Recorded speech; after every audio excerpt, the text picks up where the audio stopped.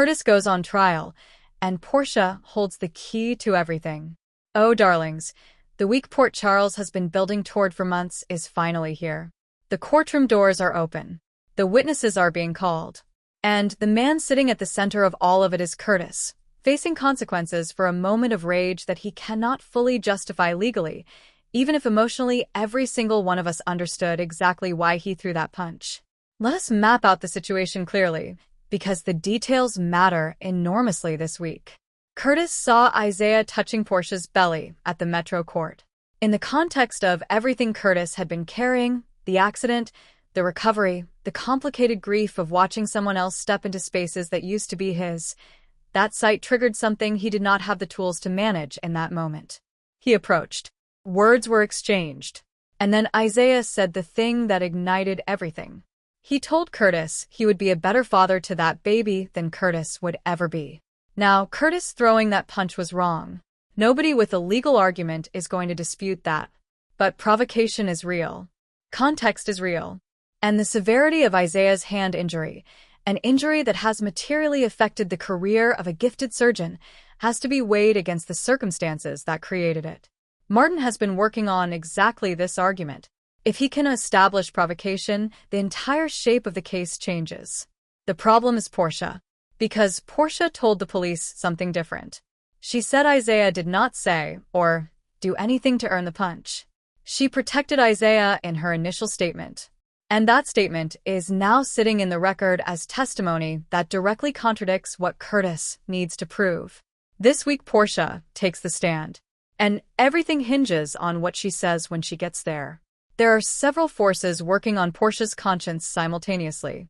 Jordan has already appealed to her sense of right and wrong, gently, as a woman who helped deliver her baby, as someone who has earned a particular kind of trust through that extraordinary act. Marshall is home and may add the particular weight of a family elder who has seen what happens when truth gets buried under loyalty for too long. And then there is Desmond, her son. Watching him bond with Curtis, watching the tenderness of a father meeting a child he loves, and knowing that a lie she is choosing to maintain could take that from both of them. Portia lied about Trina's paternity for years. She knows exactly what the long-term cost of that kind of sustained deception looks like. She has lived through those consequences. And sitting in that courtroom looking at Curtis, and then at the baby they share, something may break open that she cannot put back. Whether it comes out deliberately or slips out under the pressure of cross-examination, the truth about what Isaiah said that day is going to reach that courtroom. And when it does, everything shifts. Isaiah is going to vent to Lucas and Liz by Friday. The outcome of this trial is not going to give him what he expected. And the man who was so certain he would win is going to have to sit with a result he never anticipated. Justinda plants pills, and her goodbye to Port Charles begins. Now, darlings, let us talk about a storyline that is moving toward its conclusion in a way that is both dramatically satisfying and genuinely sad for everyone who has enjoyed what Justinda brought to this canvas. Because the woman who came into Michael's life at exactly the right moment is apparently about to make a terrible decision with genuinely good intentions, and it is going to cost her everything she built in Port Charles. Let us start with what we see in the weekly preview.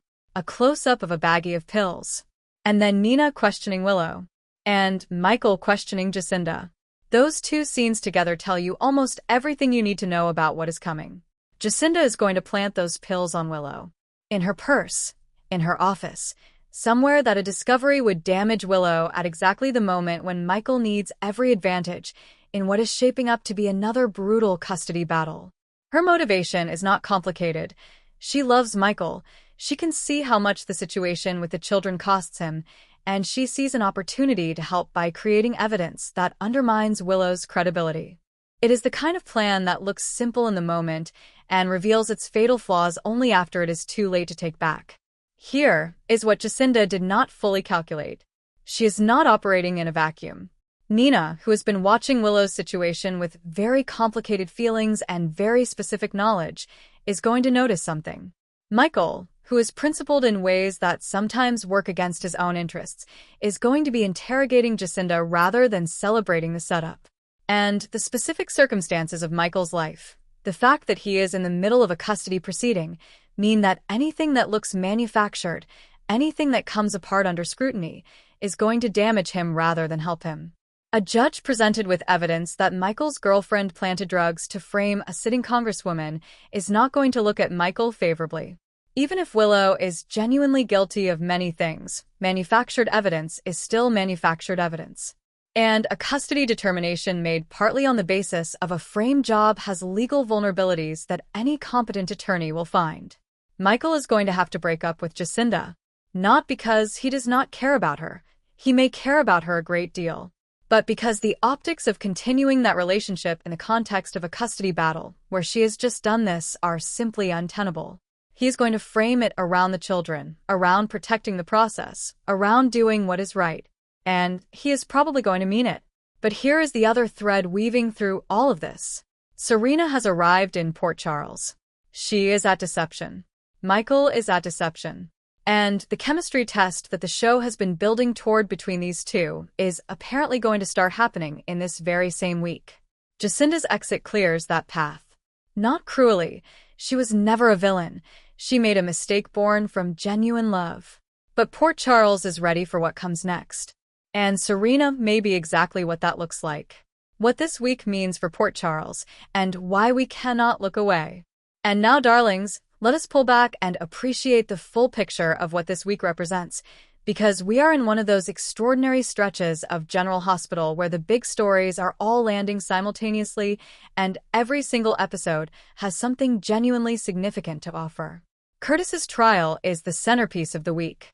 It is the legal culmination of months of personal drama, a fight between two men over a woman and a baby, and a sense of territory and belonging that exploded in a very public and very costly way.